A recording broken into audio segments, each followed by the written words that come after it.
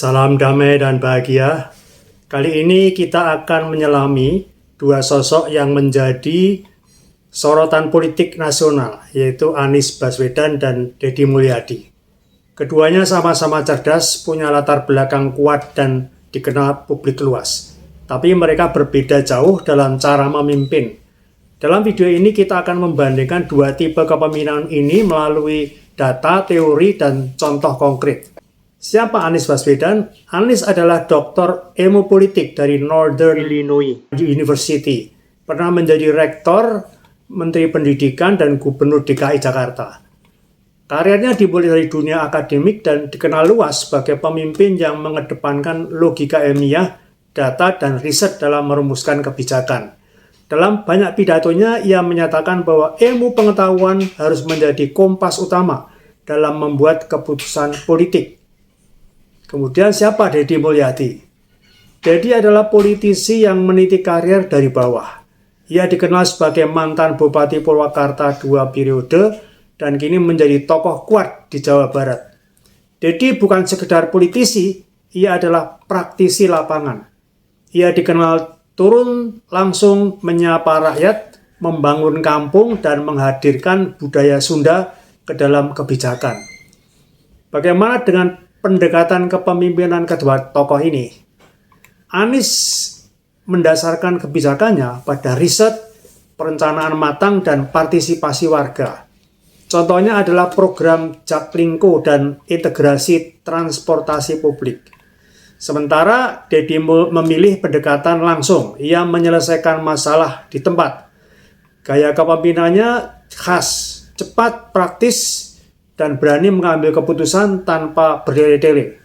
Dalam teori kepemimpinan Anies mempunyai ciri-ciri visioner dan partisipatif, mendorong partisipasi masyarakat, dan merancang perubahan jangka panjang.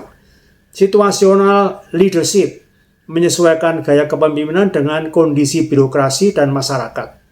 Gaya kepemimpinan situasional dan visioner. Saat menangani kemacetan, ia menggabungkan diagnosis yang teliti, solusi inovatif, kebijakan sistematif, misalnya dengan Jaklingko, trotoar, integrasi transportasi, dan termasuk pemimpin yang transformational leadership, bertransformasi dari masalah menjadi inovasi melalui visi besar, misalnya kampung susun dan park spaces, mengubah cara warga melihat ruang kota.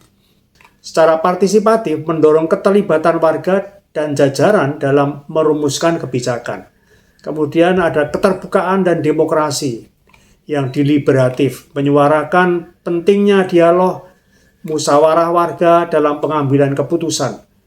Kekuatannya adalah akademisi dan praktek yang menerjemahkan riset ke kebijakan. Mampu mengintegrasikan banyak pemangku kepentingan, tapi ada kelemahannya, yaitu ada kritik Anies terlalu idealis dan implementasinya yang kadang-kadang terkesan setengah-setengah dan kadang cepat termakan narasi akademis tanpa eksekusi yang cepat. Sementara Deddy Mulyadi itu mencerminkan gaya karismatik dan otokratik, keputusan cepat, instruksi jelas, dan kontrol kuat. Birokratik teknis, kuat dalam pelaksanaan, tapi terpusat pada dirinya.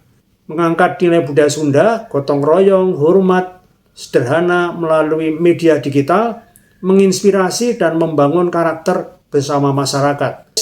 Dianggap sering mengambil keputusan sendiri, tak melibatkan wakil maupun bawahannya.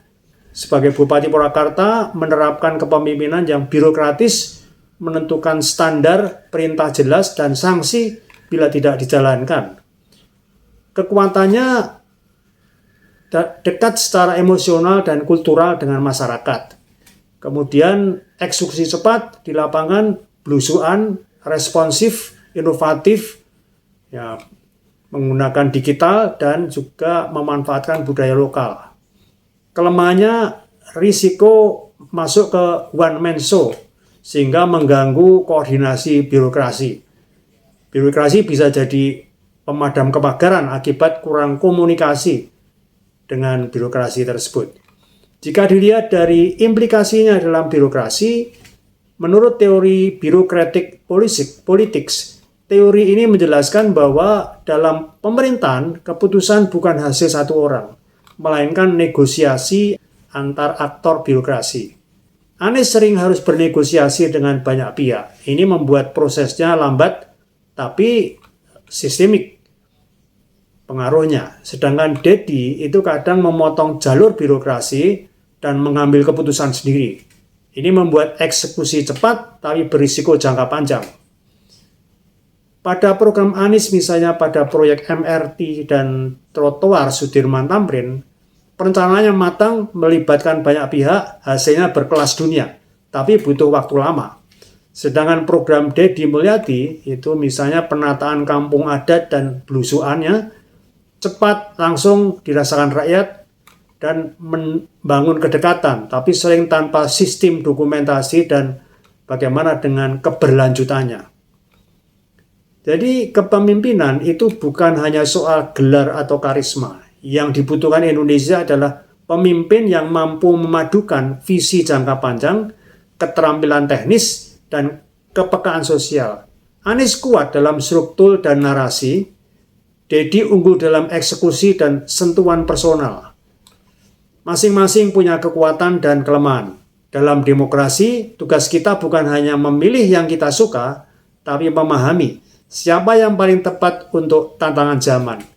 Dalam konteks pemerintahan daerah atau nasional, keberhasilan seorang pemimpin itu tidak hanya ditentukan oleh visi atau intelektualitas, tetapi juga oleh kemampuan mengelola tarik-menarik antar aktor birokrasi.